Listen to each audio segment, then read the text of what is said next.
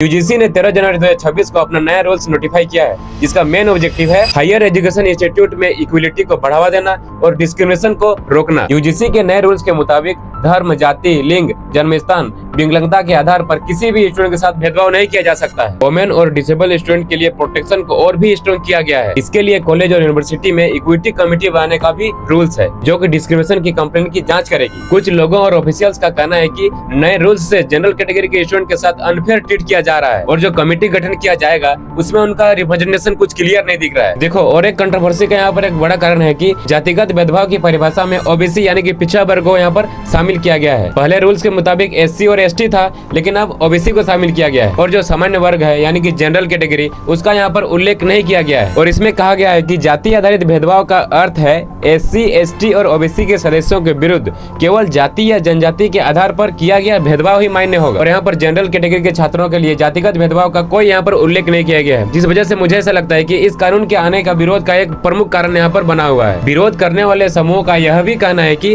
जो जांच समिति का गठन किया गया है उसमें से सामान्य वर्ग के प्रतिनिधित्व का कोई उल्लेख नहीं किया गया है और उनका मानना है कि यदि इक्विटी कमेटी में जनरल कैटेगरी का प्रतिनिधित्व नहीं होगा तो जांच निष्पक्ष नहीं हो सकेगी। और यहीं पर यूजीसी के नए रूल्स में लिखा गया है कि लिंग, धर्म, जाति, जन्मस्थान और विकलांगता के आधार पर स्टूडेंट के साथ भेदभाव नहीं किया जा सकता है। तो जब लिंग, जाति, जन्मस्थान और विकलांगता के आधार पर यहाँ पर बात किया गया है तो सामान्यता से बात है कि सभी कैटेगरी को यहाँ पर समान माना गया है, किसी भी स्टूडेंट के साथ यहाँ पर भेदभाव नहीं किया जा सकता है। इसी वजह से यूजीसी के नए रूल्स को लेकर प्रोटेस्ट और डिबेट चल रही है। सवाल ये है कि क्या ये रूल्स इक्विटी बढ़ाएंगे या फिर से कोई नया कंट्रोवर्सी क्रिएट करेंगे? आप क्या सोचते हो? नीचे कमेंट करके बताओ।